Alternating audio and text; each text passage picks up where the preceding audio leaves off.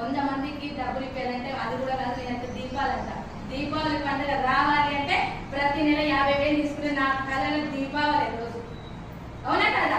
50,000 మధ్య తరగతి 10 నుంచి 20,000 మధ్యలో గడిపిన మన ఫ్యామిలీలో మినిమం 50,000 నా అంటర్లో 100 మందికి 50,000 పైన ఇన్కమ్ ఇప్పియాలి. మొత్తం టోటల్ గా నా అంటర్లా ఆ 100 మందిలో దీపావళి చూడాలి, అది కళ్ళలో కనబడాలని డిసైడ్ అయినా, నా అంటర్లో 4 కార్లు తీయాలని డిసైడ్ అయినా, పక్కా వస్తే ఎవరు వచ్చినా రాకపోయినా ఆఖరి మాకుంది మా నలుగురు కాబట్టి మా కోసం మేము చేస్తాం.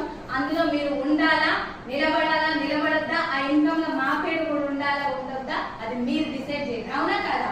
అది డిసైడ్ మేము చేసినాం కాబట్టి ఈ ఉన్నాం. మా స్థాయి చేంజ్ అయింది.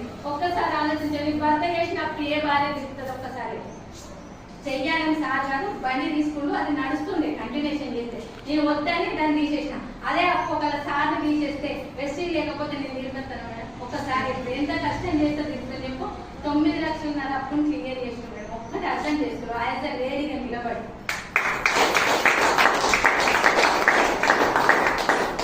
నాకు 2 ఆడపిల్లలు. ప్రతిసారి అనిపించేది నాకు ఉంది కొంచెం నా దగ్గర ఉంది కాబట్టి మరి అంత పూర్తి ఏం లేదు, మంచిగా ఉన్నా అయినా కూడా అది అత్తమామ సంపాదించింది అనుభవిస్తే నాకు దిగుబాటు పడదు. వాళ్ళు సంపాదించింది చెప్పుకుంటే నా గొప్పతనం కదా.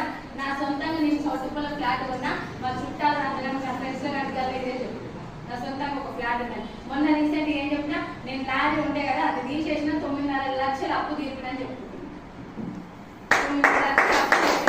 ఇంకొకటి ఏం చేస్తే రీసెంట్ గానే తులం గోల్డ్ తీసుకున్నాను. ఆడపిల్లలు ఇంట్లో 100 తులాలున్నా నష్టలేదు. మీ 3 అమ్మాయిలు నాతో సహా అంతేనే కదా, 3 ఆడపిల్లలు.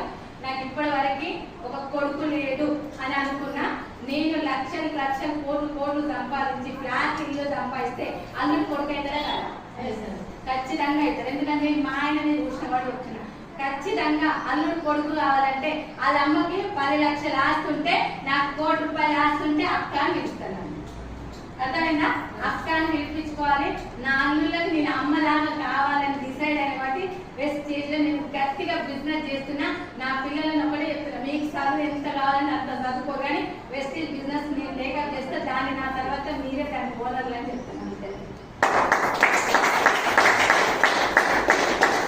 ఏమన్నా మీకు డౌట్లు ఉంటే అడగండి, మనసులో పెట్టుకుంటే ఏది క్లియర్ కదా. అవునే కదా?